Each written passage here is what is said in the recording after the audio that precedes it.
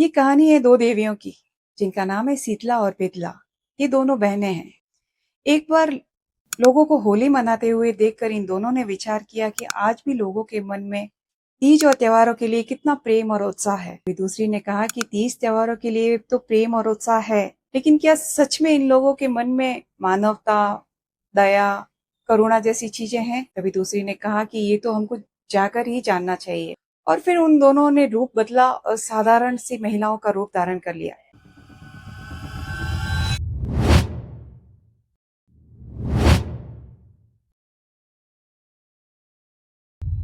जिनके फटे पुराने से कपड़े थे, जिनके बिखरे हुए बाल, जिनके पीले से दांत, दोनों बहनें गांव की तरफ बढ़ने लगी। उन्होंने देखा कि सामने से कुछ लोग आ रहे हैं। उन्होंने जाके उनसे कहा कि हमको बहुत भूख लगी है, कुछ खाने को दे दो। लेकिन उन लोगों ने उनकी तरफ देखा भी नहीं। वो फिर और आगे बढ़ी और कुछ लोग दिखे। उनसे भी कहा कि भाई, हमको बहुत भूख लगी है, कुछ खाने को दे दो। लेकिन उन लोगों ने भी उनकी तरफ देखा भी नहीं। फिर वो किसी के घर के दरवाजे पे गई और कहा कि बहन, हमको भूख लगी है, कुछ खाने को दे दो। लेकिन वहां से भी उनको कुछ नहीं मिला। और ऐसा करते करते वो राजा के महल में जा पहुंचे। वहां पे राजा का नौकर राजा के घोड़ों के लिए खाना बना रहा था। उन दोनों बहनों ने जाकर उस राजा के नौकर से कहा कि भाई, हमको बहुत भूख लगी है, कुछ खाने को दे दो। राजा के नौकर ने जो घोड़ों के लिए खाना बन रहा था, वही गरम गरम खाना उनके हाथ में दे दिया। तो जैसे ही उन्होंने खाना हाथ में लिया, उनके हाथ जल गए। खाना खाया तो उनके अंदर का पूरा शरीर जल गया और वो बहुत बुरे तरीके से जलने लगी। ये तुमने क्या किया? हम बहुत जल रही है, हमको ठंडा करो। तब उस नौकर ने उनको डांट कर वहां से भगा दिया और वो पूरे गांव में घूमने लगी कि हम जल रही हैं, कोई हमको ठंडा कर दो। अरे, हम जल रही है, कोई तो हमको ठंडा कर दो। लेकिन पूरे गांव में किसी ने उनकी बात नहीं सुनी और वो जाते जाते गांव के आखिरी गली में जा पहुंची, जहाँ पे एक कुंभार की बहू अपने सर पे मिट्टी के घड़े में पानी भर के आ रही थी। और उस औरत ने देखा कि कोई दो औरतें जल रही है, तो उस कुंभार की बहू ने भागकर जाकर अपने घड़े का पानी इन दोनों के ऊपर डाल दिया। तो उन दोनों बहनों को थोड़ी सी राहत मिली। फिर वो कुंभार की बहू उन दोनों को अपने साथ अपने घर में ले आई और अपने पानी के पनिहारे के पास बिठाया और घर में और भी जितना पानी था उन दोनों के ऊपर डाला और उनको ठंडा ठंडा पानी पिलाया। तब जाके उनको थोड़ी राहत मिली और उन्होंने उनसे कहा कि इस गांव में किसी ने हमारी नहीं सुनी, लेकिन तुमने हमको ठंडा किया है, हम तुमसे बहुत खुश हैं। लेकिन हमको बहुत भूख लगी है, कुछ खाने के लिए दे दो ना। तो बहू ने कहा कि खाने के लिए तो है, लेकिन मेरे सास ससुर घर पे नहीं है और रसोई पर ताला लगा हुआ है। तो उन्होंने कहा कि तुम चिंता मत करो, तुम जाके सिर्फ ताले पे हाथ लगा दो, ताला खुल जाएगा। जाके सच में ताले पे हाथ लगाया कि ताला खुल गया। खाना बनना था, लेकिन रात का काफी सारा खाना पड़ा था, जैसे ठंडी काट और ठंडी ठंडी छाछ और रात की बची हुई रोटी। वो औरत उन दोनों को खाना परोसने लगी, तभी उसको कुछ ख्याल आया और जाके वो उन दोनों देवियों से बोली कि मैं आपको खाना तो दे दूं, लेकिन मेरे सास और ससुर मेरे से झगड़ा करेंगे और हो सकता है कि वो मुझे घर से भी बाहर निकाल दे। तो उन दोनों देवियों ने कहा कि तुम चिंता मत करो, जिसके भी ढक्कन सीधे लगे हो उनको उल्टा कर दो और जिसके ढक्कन उल्टे लगे हो उनको सीधा कर दो। खाना जितना है उतना ही हो जाएगा। और फिर बहुत खुशी से उस औरत ने उनको बहुत सारा खाना खिलाया।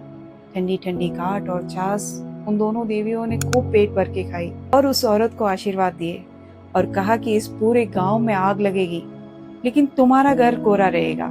और इस बात से गांव के लोग या राजा आके तुमसे कुछ कहे तो साफ साफ कह देना कि मुझे कुछ नहीं पता। गांव से बाहर दो औरतें बैठी है, उनके पास चले जाओ। और थोड़ी ही देर में देखते ही देखते पूरे गांव में आग लगी। में डर का माहौल छा गया। ये सब देख के राजा हैरान हो गया कि ऐसा क्या हो गया कि इतना जल्दी पूरे गांव में आग लग गई। राजा के कुछ आदमियों ने जाके राजा को ये बात बताई कि पूरा गांव जल रहा है, लेकिन एक कुम्हार का घर है, उस पे आग नहीं लगी है। तभी राजा ने आदेश दिया कि जाओ उस कुम्हार को पकड़ के लेके आओ। और राजा के आदमी गए उस कुम्हार को पकड़ने के लिए। और कुम्हार ने जब राजा के आदमियों को देखा तो वो बहुत डर गया और वो कुम्हार अपनी धोती संभाले तो पगड़ी गिरे और पगड़ी संभाले तो धोती गिरे। ऐसी हालत हो गई कुम्हार की। लेकिन फिर भी वो राजा के आदमियों के साथ राजा के पास गया। तो राजा ने पूछा कि क्यों भाई, क्या बात है? पूरे गांव में आग लगी और तुम्हारे घर में नहीं, इस बात का क्या कारण है?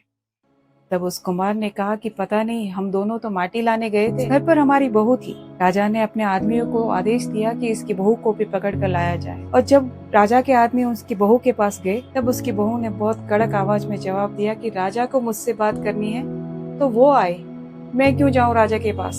तभी राजा के आदमियों ने जाकर राजा साहब को बताया कि कुम्हार की बहू तो ऐसा ऐसा बोल रही है। तभी राजा साहब और उनके कुछ आदमी मिलके कुम्हार के घर जाते हैं और उसकी बहू से पूछते हैं कि पूरे गांव में आग लगी है, लेकिन सिर्फ तुम्हारे घर में आग नहीं है, इस बात का क्या कारण है। तभी उनकी बहू ने कहा कि मुझे कुछ नहीं पता, गांव के बाहर 2 औरतें बैठी है, आप जाके उनसे ही पूछो।